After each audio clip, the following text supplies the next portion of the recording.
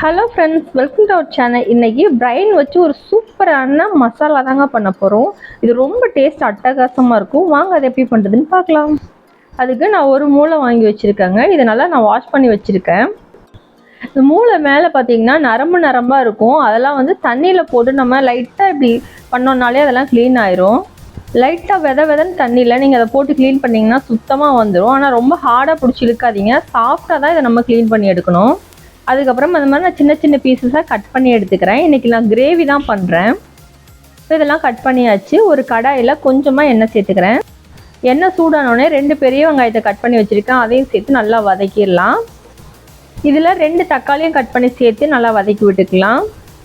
வெங்காயம் தக்காளி வதங்குறதுக்காக கொஞ்சமாக உப்பு சேர்த்துடலாம். நீங்கள் உப்பு சேர்த்து வதங்கும் போது வெங்காயம் தக்காளி சீக்கிரமாகவே வதங்கிடும். இது கூட ஒரு பச்சை மிளகாய் சேர்த்துக்கிறேன். பச்சை மிளகாய் நல்லா பழுத்துருச்சு, இருந்தாலும் நான் ஒரு பச்சை மிளகாய் சேர்த்துருக்கேன். ஒரு 1/2 டீஸ்பூன் இஞ்சி பூண்டு பேஸ்ட்டும் சேர்த்து நல்லா தக்காளி குலைவாக வதக்கி எடுத்துடலாம். இந்த ஸ்டேஜில் நம்ம க்ளீன் பண்ணி வச்சுருக்க மூளையும் உள்ளே சேர்த்துட்டு நல்லா பொறுமையாக மிக்ஸ் பண்ணி விடணும்.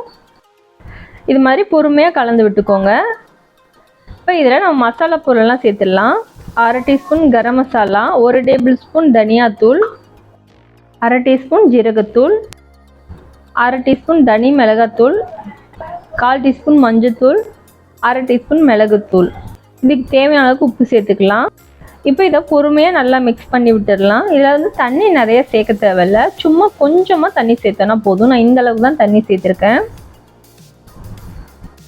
மூளை ரொம்ப நேரம் வேகணுன்றது இல்லை, சீக்கிரமாகவே நமக்கு ரெடி ஆயிரும். இப்போ இதை ஒரு மூடி போட்டு ஒரு 2 நிமிஷம் அப்படியே விட்டுடலாம்.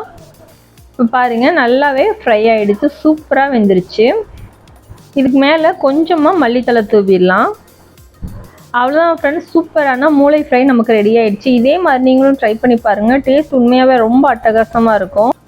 மூளை பிடிக்காதவங்க யாருமே இருக்க மாட்டாங்க. எல்லாருக்குமே இந்த மூளை வந்து ரொம்ப பிடிக்கும். அதுவும் வாயில் வச்சோடனே கரைஞ்சி போயிடும். அது இந்த மாதிரி நீங்கள் ட்ரை பண்ணி பாருங்கள். உங்கள் வீட்டில் எல்லாருமே உங்களை ரொம்ப பாராட்டுவாங்க. இந்த வீடியோ பிடிச்சிங்கன்னா நம்ம சேனலை சப்ஸ்கிரைப் பண்ணி சப்போர்ட் பண்ணுங்கள் ஃப்ரெண்ட்ஸ். தேங்க்யூ.